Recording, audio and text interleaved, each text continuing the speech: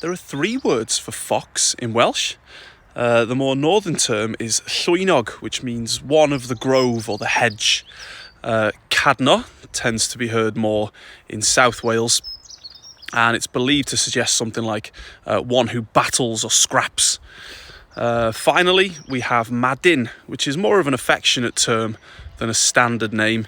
It's rather uncommon these days, but it has links with the Irish term madrarua, itself translating as red dog.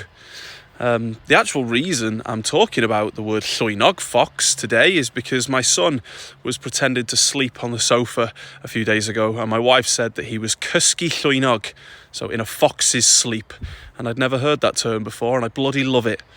Apparently in Australian English there's a phrase to play possum or to act possum, which means either to play dead or to pretend to be sleeping.